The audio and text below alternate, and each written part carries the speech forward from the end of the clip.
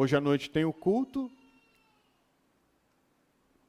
Se você vier para a consagração e o estacionamento estiver cheio, não pare em frente à garagem de ninguém, por favor. Tá bom? Crente não faz essas coisas, não para na frente da garagem de ninguém. Tá bom? Então, escolha um lugar aí para você parar, para não ter nenhum problema. Muito bem, irmãos, eu quero tratar com vocês hoje, diante da mesa da comunhão, sobre o tema: onde estão os justos? É uma pergunta, tem uma interrogação lá no final. Onde estão os justos? É uma pergunta que eu fiz para mim mesmo ao me deparar com a realidade do justo, da visão bíblica sobre o justo.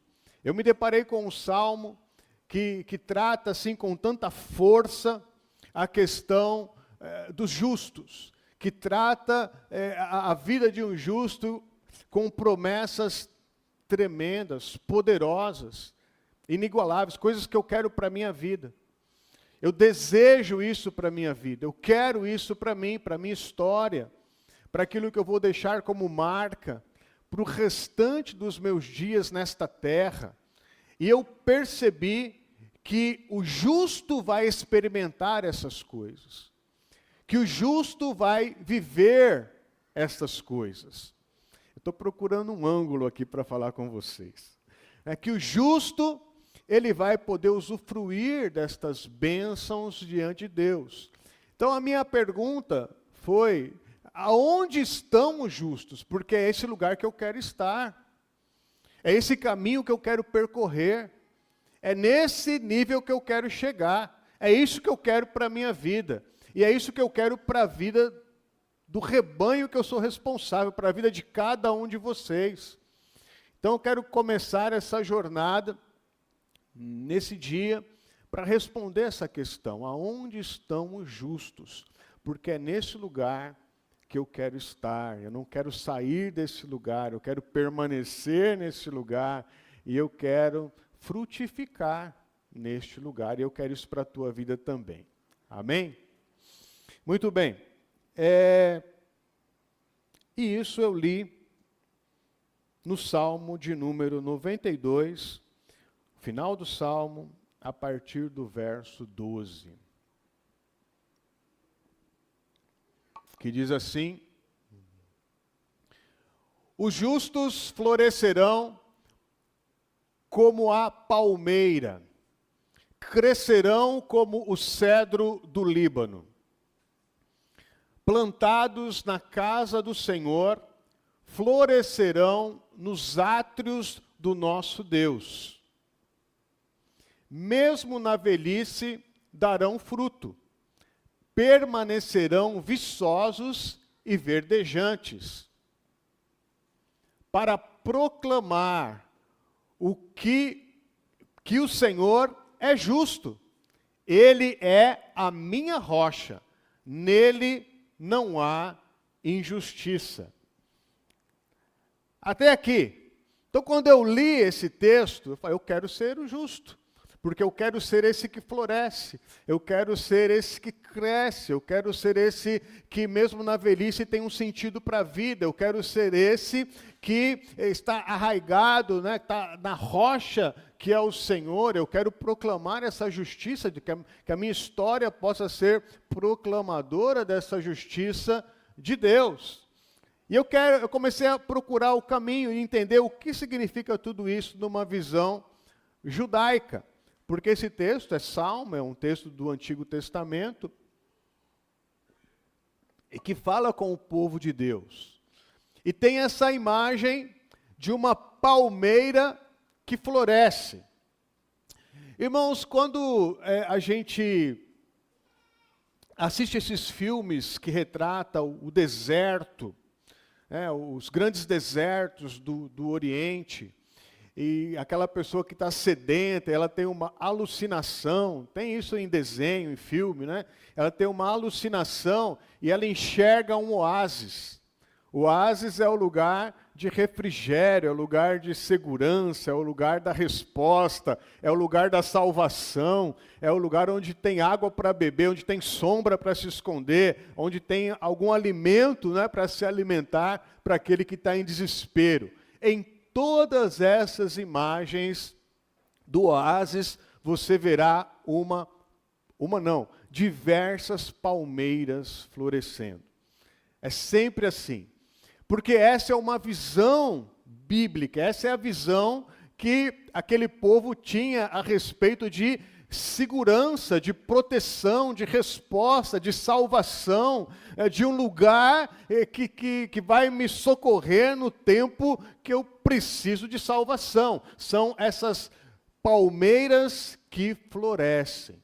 E essas palmeiras que florescem, elas não são apenas de filme ou de citação bíblica, mas é de toda a história do Oriente, aonde quando havia de fato as palmeiras, eles sabiam que ali, de alguma forma, essas palmeiras estavam tirando das profundezas da sua raiz a água suficiente para nutrir o seu crescimento, o seu florescimento e a sua produção de frutos. Porque essa palmeira, ela é a tamareira, aquela que produz tâmaras que não estragam e que em qualquer tempo alguém pode chegar lá, colher e comer. E isso é um nutriente que salvou muitas vidas no deserto. Então aqui está dizendo que o justo será como essa palmeira, que é uma resposta, que é um sinal, que é alguém que enxerga de longe e pode saber, ali existe vida, ali existe socorro, ali existe uma segurança, ali existe algo que vai me tirar dessa situação. Esse é o justo. E eu creio, irmãos, eu quero ser esse justo, para que quando as pessoas estiverem numa necessidade, estiverem com sede, estiverem numa situação de dificuldade, elas possam encontrar na minha vida as respostas para elas. A justiça florescerá como a palmeira. Esse é o primeiro ponto, e esse é um desejo que eu quero colocar no seu coração. Ser essa resposta, porque nós somos chamados, nós vamos ver, estamos diante da ceia, de sermos os proclamadores da onde vem a cura, a salvação, o alimento, a vida, a resposta para as pessoas. O texto também fala sobre o cedro do Líbano. Crescerão como o cedro do Líbano.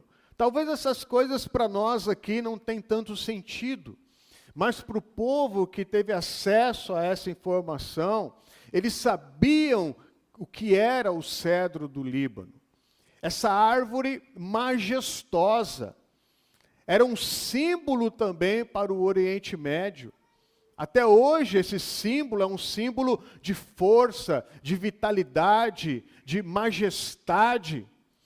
Era uma árvore que crescia muito lentamente, mas com constância, com permanência, estava sempre crescendo, mesmo quando o clima era árido, mesmo quando não chovia, mesmo quando havia muita seca, essa árvore ela conseguia permanecer crescendo aos pouquinhos, crescendo e chegando aos seus 40 metros de altura. Imagina isso então, uma árvore majestosa, que trazia uma segurança, uma sombra e uma madeira forte, aonde as construções poderiam ser alicerçadas. O próprio tabernáculo foi construído com o cedro do Líbano. Então é uma figura de solidez, de constância, de fortaleza. Era uma figura de força que permanecia crescendo, crescendo, até que a sua influência podia alcançar lugares máximos. A Bíblia está dizendo que o justo florescerá como a palmeira e crescerá como o cedro do Líbano. E a Bíblia não está falando sobre árvores, mas está falando sobre você, sobre a minha vida e sobre a sua vida. O justo é esse que crescerá, que será produtivo, que florescerá, que dará fruto na estação própria, que será influenciador, que terá uma vida, que será uma referência para aqueles que precisam de ajuda. Esse é o tipo de vida daqueles que representam essa mesa diante de uma geração. E o texto fala uma coisa bem interessante, vamos para o próximo versículo, que é: plantados na casa do Senhor, florescerão nos átrios do nosso Deus. Então, a imagem do cedro do Líbano e a imagem da palmeira não eram árvores nativas encontradas em qualquer lugar, porque elas poderiam ser encontradas em qualquer lugar. Mas aqui essas árvores, elas são especiais. Essas árvores, elas estão plantadas num solo especial. Essas árvores, elas foram plantadas. Elas não foram geradas ao acaso. Elas não foram encontradas na natureza. Elas foram plantadas na casa do Senhor. Há uma intenção clara. Alguém, de uma forma intencional, as plantou nesse lugar, nessa terra fértil, nesse lugar especial. Então essas árvores são ainda mais especiais, porque elas estão num lugar de bênção, num lugar onde elas conseguem ser nutridas, onde elas conseguem tirar dali tudo aquilo que elas precisam para crescer, florescer e frutificar. Essas árvores, elas testemunham a importância desse lugar, que é a casa do nosso Deus, que é o átrio do nosso Deus. Elas dão testemunho que esse lugar, ele é um lugar especial, que essa terra é uma terra fértil, que esse ambiente é um ambiente especial, que dá condição para que eu possa potencializar tudo aquilo que eu tenho como carga genética para crescer, multiplicar, prosperar e ser relevante naquilo que eu faço. É a casa do Senhor. Irmãos, a casa do Senhor não é um lugar qualquer. A casa do Senhor é um lugar aonde existe alimento, fartura, aonde fluem as águas, aonde há condição para que a gente possa ir muito além do que a gente podia pensar, imaginar ou sonhar em qualquer outro lugar que a gente poderia estar. A casa do Senhor é esse lugar especial. Então, honrar a casa do Senhor, estar plantado nesse ambiente que é a casa do Senhor, é o lugar aonde a gente vai poder usufruir de toda a riqueza, a fartura, a herança que o Senhor tem para as nossas vidas. É por isso que estar deslocado, desenraizado, afastado desse ambiente, a gente começa a correr risco. A gente começa a perceber que as coisas começam a ficar mais complicadas. Não existe, nesse isolamento que muitas pessoas decidem caminhar, esse caminho do isolamento, a capacidade ou a promessa ou a herança de sermos prósperos, florescermos e crescermos conforme o Senhor deseja para as nossas vidas. Por isso esse ambiente que é a igreja, que é esse ambiente da manifestação do Senhor, ele é tão importante para que a gente possa potencializar toda essa genética espiritual que o Senhor plantou através de Cristo Jesus nas nossas vidas. Pense em alguém aí que você talvez tenha amizade, que você ama, que você tem, no seu coração, que se desenraizou do ambiente da casa do Senhor, como que está?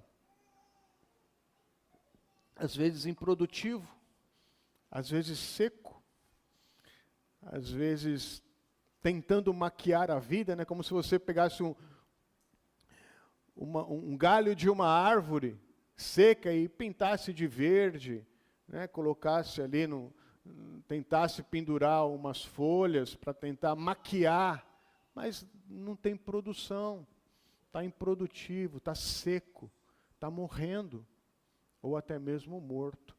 Então a casa do Senhor, aqueles que estão plantados nos átrios do Senhor, são aqueles que de fato florescerão. Que isso sirva de alerta para as nossas vidas, irmãos. Eu sempre digo isso, desde quando eu comecei no meu ministério. A igreja não precisa de mim, de jeito nenhum, mas eu preciso da igreja para que eu continue produtivo, para que eu continue frutificando na minha vida, na minha existência e na minha história. Então a gente nunca pode se sentir tão especial. Não, eu sou tão especial que se eu for plantado em qualquer lugar eu vou frutificar. Não é isso que a Bíblia está dizendo. A Bíblia está dizendo que nós devemos estar plantados na casa do Senhor, nos átrios do Deus vivo, para florescermos. Amém? O próximo versículo, ele vai falar o seguinte, isso me interessa muito. Mesmo na velhice darão fruto, permanecerão viçosos e verdejantes. Então, talvez quem é mais novinho, né, quem não tem cabelo branco ainda, não está muito interessado nessa questão, mesmo na velhice darão fruto. Mas, se você não morrer antes, um dia você vai chegar lá, não é?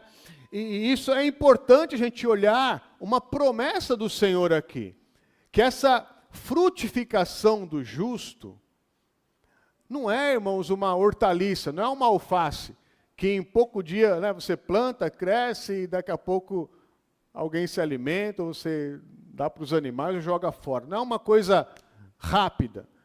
A Bíblia está falando do cedro do Líbano, das palmeiras que têm uma vida longa, né, muitos e muitos anos, muitas e muitas décadas, até centenas de anos. Está falando de uma existência longa. E essa existência longa, não esperando a morte chegar, porque a visão hoje da velhice é uma visão, não, o tempo daquela pessoa já passou, está defasado, é antigo, uma mente antiga.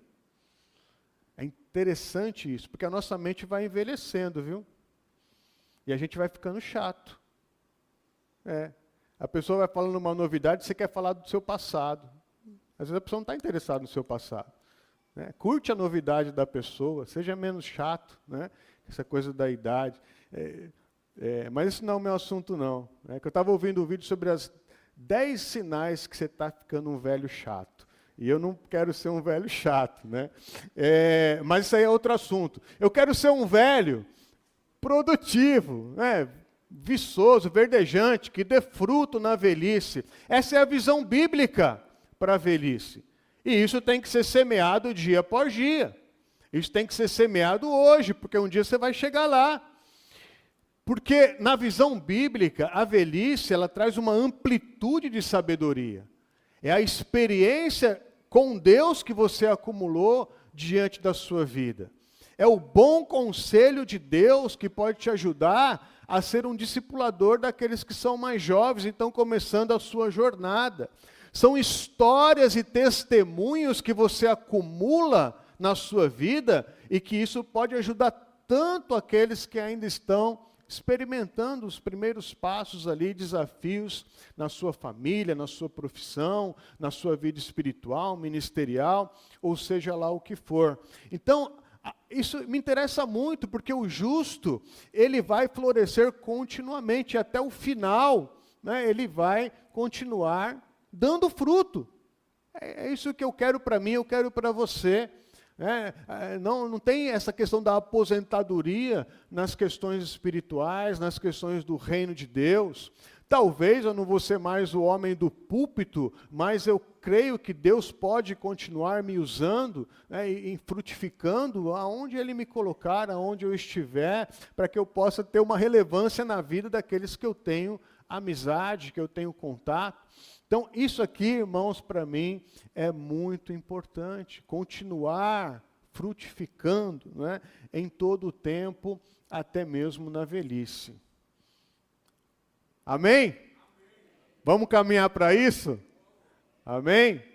Ninguém é descartável diante da palavra de Deus. A sociedade pode tentar descartar, mas diante da palavra de Deus, não. A gente pode ser produtivo até o último suspiro. Isso aqui é uma promessa para os dias daqui, não é para a eternidade, né? Até nosso último suspiro aqui nesta terra. E o último versículo, ele vai falar assim: para proclamar que o Senhor é justo. Ele é a minha rocha, nele não há injustiça.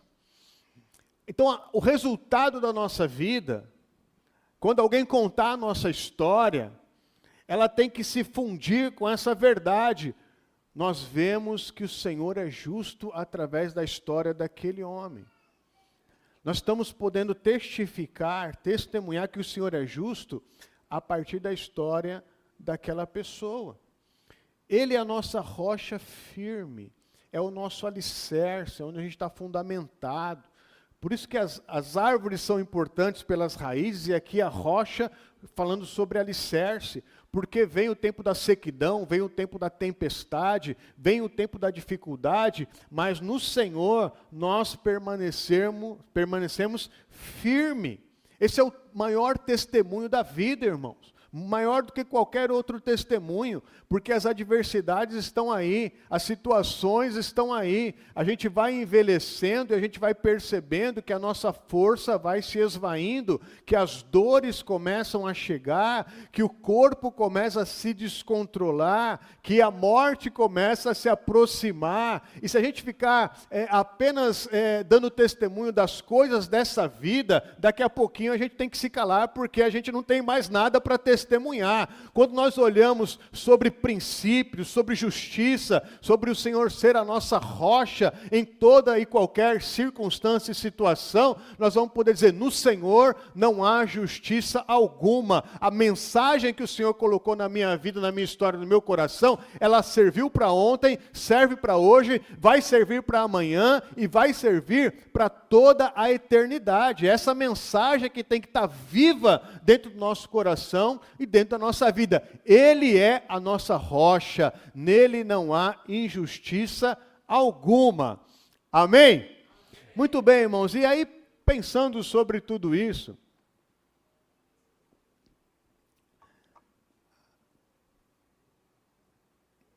eu perguntei: aonde está o justo então? Como que eu faço para chegar ali? Como é que eu vou chegar nesse nível de justiça? Será que é uma justiça própria, aonde eu vou ser bom, perfeito, certinho, correto? Vou ter uma capacidade, uma competência de julgar aqueles que estão ao meu redor? Ou de julgar os meus próprios pensamentos e intenções do meu coração? Isso é que é ser justo? Porque é difícil você ser justo. É difícil. Você pode ser justo, achar que você está sendo justo com você, mas você pode estar errando muito no critério que você está usando. Você pode querer exercer justiça sobre a vida do teu irmão quando ele faz alguma coisa que você não gosta. Mas será que é nisso que a justiça de Deus está se manifestando? É esse tipo de justiça, então, que nós estamos falando? A justiça humana? Porque na justiça humana eu vou ter um instinto de autopreservação. E muitas vezes eu vou ter um instinto de acusação. Não é nisso que opera a justiça de Deus. E a gente vê muito isso dentro das igrejas evangélicas, dentro da comunidade. As pessoas vivendo a sua própria justiça. As pessoas tentando se firmar numa autojustiça. Não é isso. a nossa justiça própria diante de Deus, elas são considerados trapos de imundícia, diz a palavra. Pano de chão sujo. Não vale de nada, não tem valor algum. Não é dessa justiça humana que a Bíblia está falando. E no próprio livro de Salmo, eu não estou lendo aqui os versículos porque o nosso tempo hoje é curto, e eu não quero prolongar aqui, mas eu quero que você entenda isso. O próprio livro de Salmo, ele diz assim: não há um justo sequer. Não há um justo sequer. E agora? Como é que a gente sai dessa situação? Se é tão maravilhoso, né, o justo florescerá como a palmeira, crescerá como o cedro do Líbano, mesmo na velhice ele dará o seu fruto, está plantado nos átrios do Senhor, a rocha é o Senhor, vai proclamar a justiça de Deus até o fim da sua vida. Mas aí a mesma Bíblia diz: não há um justo sequer. Como que a gente vai sair dessa situação? Porque a justiça, ela não está nos meus atos de justiça, nos meus feitos de justiça, naquilo que eu penso sobre a minha própria justiça. Em algum momento a minha língua vai me denunciar, em algum momento meu pensamento vai me denunciar. Não há um justo sequer. Em mim mesmo não há justiça. Não tem como. É impossível. E a palavra profética de Jeremias diz: o Senhor é a nossa justiça. Ele aponta para o futuro, aponta para o Senhor, aponta para aquele que de fato é a minha justiça. É nele que eu preciso estar para que de fato a justiça de Deus se estabeleça em mim. Isso veio, irmãos, através de Jesus Cristo. Eu quero ler com vocês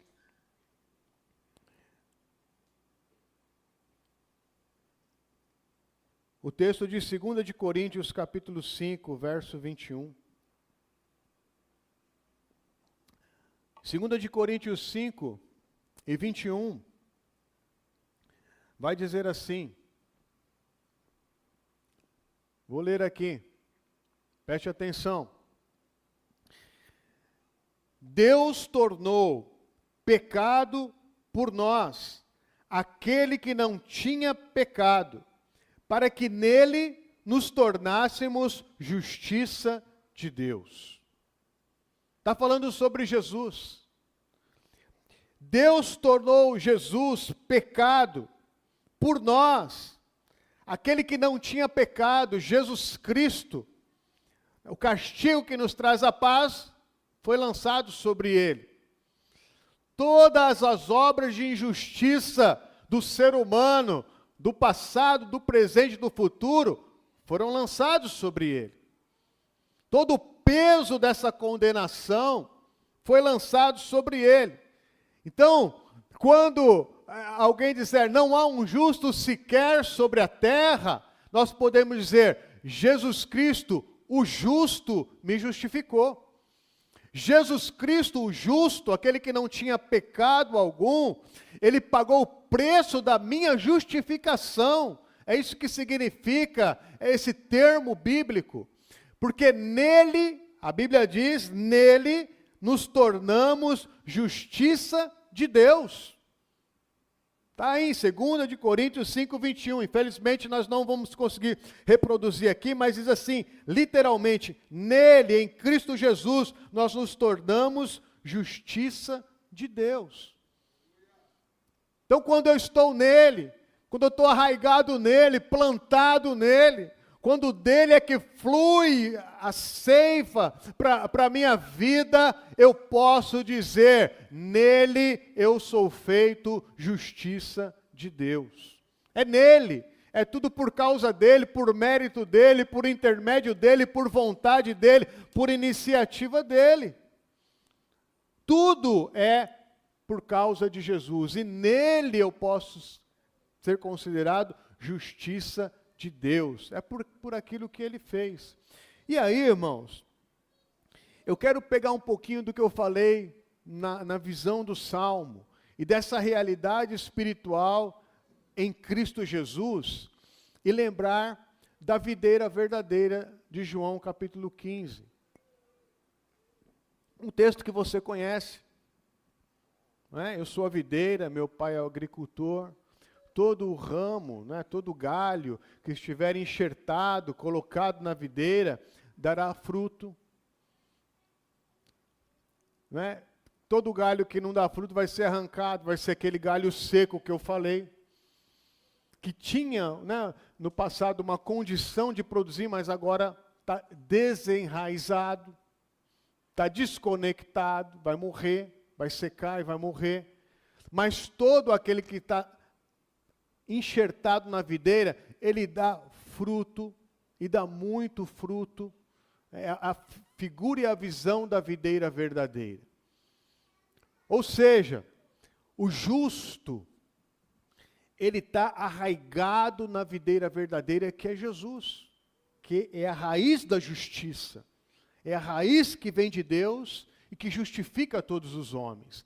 Aquele que está arraigado, enxertado, se alimentando da videira verdadeira, que é Jesus, ele se alimenta dessa seiva que vem da parte de Deus, ele se enche das coisas de Deus, e é isso que o torna produtivo, é isso que o torna vivo, é isso que faz com que ele frutifique. É a mesma visão do Antigo Testamento, que era um desejo muito difícil de imaginar, e agora ele é concretizado no Novo Testamento, na plenitude dos tempos, quando Jesus Cristo conquista a favor das nossas vidas essa condição espiritual. É por isso que hoje nós precisamos estar enxertados na videira verdadeira, para produzir os frutos do Senhor, e assim, irmãos, glorificar o nome do nosso Senhor. Essa é a justiça do crente. Então, quando eu participo desta mesa, essa mesa, ela me cura. Essa mesa, ela me nutre. Essa mesa, ela me reposiciona. Essa mesa significa que no passado eu estava desconectado, longe de Deus. Eu estava afastado das promessas. Era um forasteiro, um estrangeiro. Não havia promessa de Deus sobre a minha vida. Essa mesa me lembra que um dia o Senhor me resgatou e me plantou na videira verdadeira. Hoje eu sou uma nova pessoa em Cristo Jesus. Essa mesa vai sempre me lembrar disso. Eu já não sou mais o mesmo. Eu pertenço ao Senhor Jesus. Essa mesa, ela fala do presente. Porque no presente, no dia de hoje, eu posso estar passando por uma situação difícil. É a vida. É o sol, são os intempéries, são as tempestades. Eu posso estar passando por um momento de escassez, de sequidão, um momento que está difícil, mas quando eu olho para essa mesa, eu tenho que lembrar aonde estão as minhas raízes, a profundidade dessa raiz, que o Senhor é essa água viva, que por mais que esteja difícil, eu estou conseguindo me alimentar do meu Senhor, da seiva que flui da parte de Deus, e que eu preciso permanecer, eu preciso perseverar, as minhas raízes estão concretadas, eu estou na rocha que é Jesus, e por mais que o mundo está dizendo não, eu sei quem eu sou em Cristo Jesus. Então isso me preserva no presente da minha vida, por mais cruel que ele esteja sendo hoje. E essa mesa, ela também aponta para o meu futuro. Porque quando nós falamos de fruto, de frutificação sempre é o produto final, sempre aponta para o futuro, sempre aponta para o porvir, para aquilo que eu vou conquistar ainda. E é claro que ela aponta, né, para a grande ceia do Senhor, para a volta de Cristo, para a eternidade que o Senhor prometeu para as nossas vidas, mas também ela garante que mesmo na velhice eu vou continuar produzindo, eu vou continuar frutificando, existe a parte que me cabe ainda para continuar florescendo, produzindo e frutificando para Deus. Essa mesa, ela me reposiciona como servo do Senhor. Talvez você está aqui hoje e se sente meio desenraizado dessa realidade, afastado dessa realidade. Eu vou dizer, quando nós fecharmos os nossos olhos e refletirmos sobre a realidade dessa mesa, que você volte, que você seja plantado novamente na casa do Senhor, que você seja enxertado novamente na videira verdadeira. Porque longe dessa realidade espiritual, você vai secar e só vai servir para ser lançado no fogo do inferno. Essa é a parábola da videira verdadeira. Talvez você esteja vivendo um momento improdutivo, de sequidão, de escassez. Entenda, esse momento é difícil, mas a palavra diz que nós vamos dar o nosso fruto na estação própria. E mesmo nessa condição, você ainda está vivo, você tem vida, você está respirando, você tem uma mentalidade, você tem uma fé. Creia e permaneça nas promessas do Senhor. Não permita que as situações dessa vida te tirem dessa condição espiritual. Essa mesa cura a sua vida, cura a sua mente, cura a sua fé, te restaura. Essa mesa também fala para nós servirmos ao Senhor com alegria, servirmos ao Senhor com liberdade, mas servirmos ao Senhor, porque cada um de nós tem um fruto para produzir no futuro das nossas vidas. O justo florescerão como a palmeira, que você possa tomar posse dessa realidade. Eu quero que a minha vida floresça como a palmeira. Crescerão como o cedro do Líbano. Você não é uma hortaliça. O Senhor nos chamou para crescer como o cedro do Líbano. Cresça. Devagarinho. O cedro do Líbano demora muitas dezenas de anos, mas ele vai sempre crescendo. Cresça. Seja esse cedro do Líbano. Floresça e produza frutos mesmo na velhice. Nunca saia da casa do Senhor. Nunca se desconecte da casa do Senhor. Que a sua vida possa fazer sentido nessa rocha que é o Senhor Jesus. Quero convidar você a fechar os seus olhos.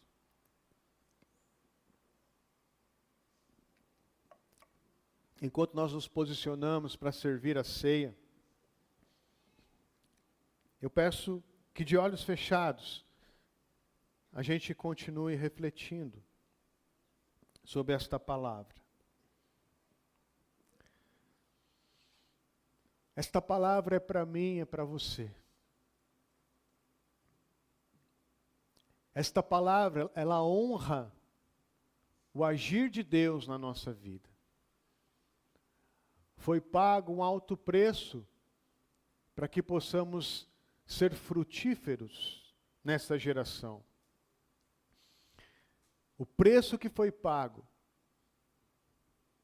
é o símbolo desta mesa nesta manhã. O Senhor, Ele se entregou para abrir um novo e vivo caminho, para que você possa trilhar este caminho de justiça. Aonde estão os justos?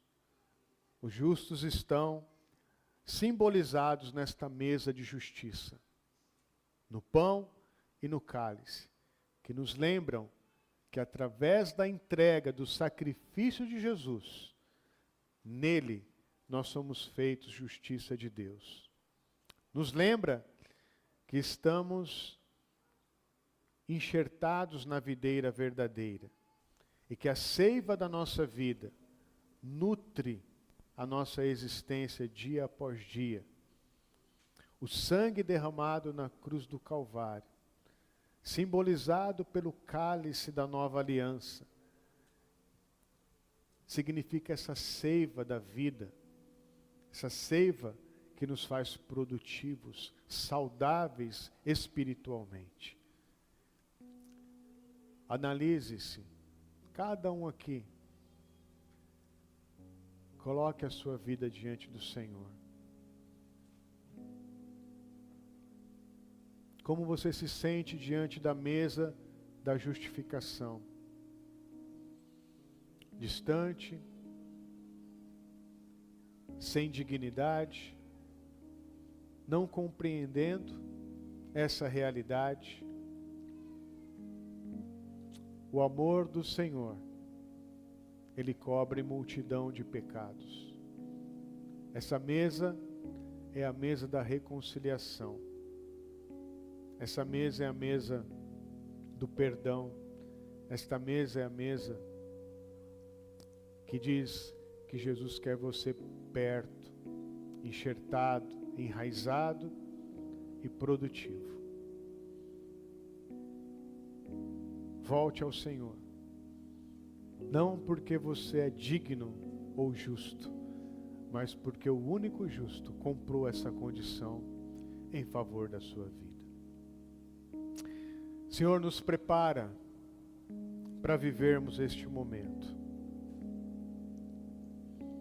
Nos traz uma revelação clara de que o Senhor nos justificou. Os méritos são do Senhor. Que ao comermos este pão, bebermos este cálice, possamos, Senhor, nos encher desta condição de sermos firmes, constantes, produtivos, referências, declarando o teu amor, sustentando a tua mensagem, até que o Senhor venha. Que a nossa vida seja esse testemunho fiel, em nome de Jesus. Amém.